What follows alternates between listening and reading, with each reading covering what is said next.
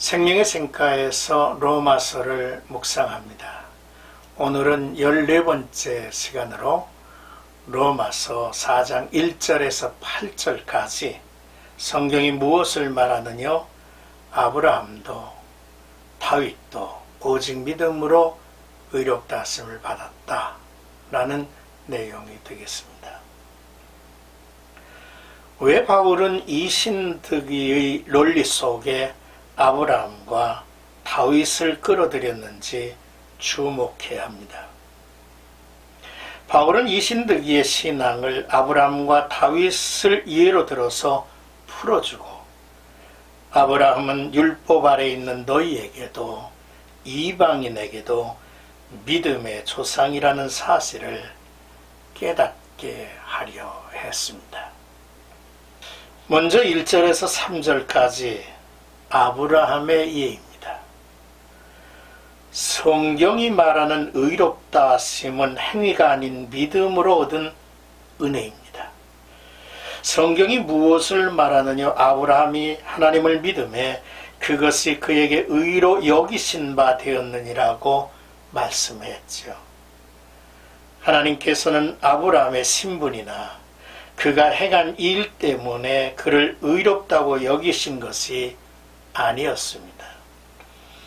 그는 단순히 하나님을 믿었죠. 하나님은 그의 믿음을 받으시고 그의 믿음을 의로 여기셨다 했습니다. 즉 아브라함이 가진 믿음은 하나님의 약속의 말씀에 대한 신뢰였습니다. 믿음은 공허 속에서 작용하지 않죠. 그것은 언제나 하나님의 약속의 말씀에 근거해야 합니다. 그 약속을 신뢰하는 것이지요. 그러므로 믿음으로 얻은 의는 사람의 행위로 얻은 의가 아니며 자랑할 것이 없다 했습니다. 그래서 구원받은 성도들은 말할 수 없는 은혜에 감사하며 항상 겸손을 그의 옷으로 삼고 있죠. 이제 4절에서 8절까지는 다윗을 예로 듭니다. 일하는 자에게 싹은 은혜가 아니라 보수입니다. 그러나 일한 것이 없이 하나님의 은혜로 말미암아 의롭다 하신 자는 큰 축복을 받은 자입니다. 바울은 일한 것이 없이 의롭다 하심을 받은 사람의 행복에 대하여 다윗이 참회의 시에서 말한 내용을 소개합니다.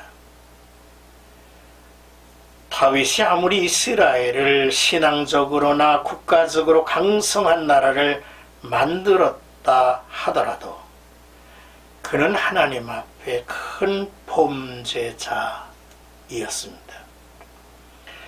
다윗의 시편 32편은 참회의 시입니다.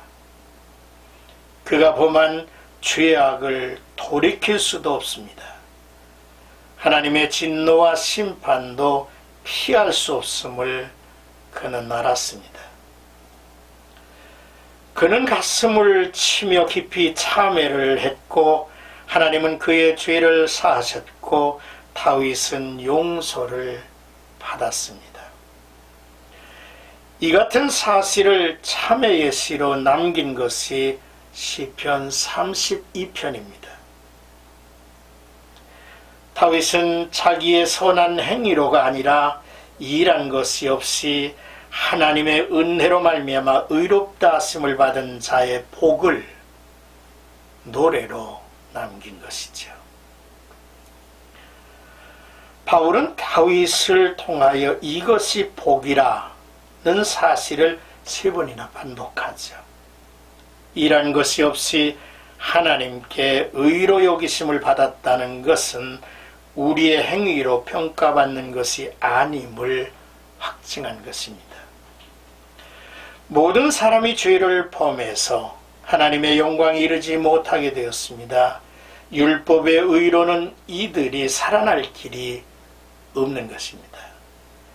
하나님께서 사람의 행위를 율법으로 판단하지 아니하시고 하나님의 아들 예수 그리스도에게 세상 죄를 짊어지고 골고다에 오르게 하셔서 나무에 달려 저주를 받게 하신 후 누구든지 저를 믿는 자를 의롭게 하시겠다는 이신득의의 복음 시대를 여신 것입니다.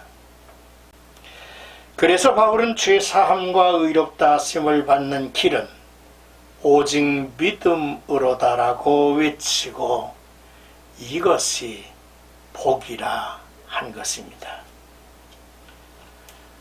선지자 이사야는 복 있는 사람은 불법이 사함을 받고 죄가 가리움을 받은 사람이라 했죠. 복 있는 사람은 의롭다 하심을 받고 이제 죄가 없다고 인정을 받은 사람들이라는 것입니다. 다시 말하거니와 이신득이의 축복은 우리의 품삯으로 주어진 것이 아닙니다. 우리의 행위로 주어지는 것이 아닙니다. 오직 은혜로 주어진 것이기에 누가 자랑을 하겠습니까? 오로지 감사와 감격만이 있을 뿐이죠. 바울은 아브라함과 다윗의 예를 들면서 의롭다 하심은 믿음으로 얻는 것이다. 의롭다 하심을 받는 자는 복 있는 자다 라고 결론을 맺습니다. 오늘도 이 복음을 힘있게 구원받을 영혼들에게 전하는 하루가 되기를 주님의 이름으로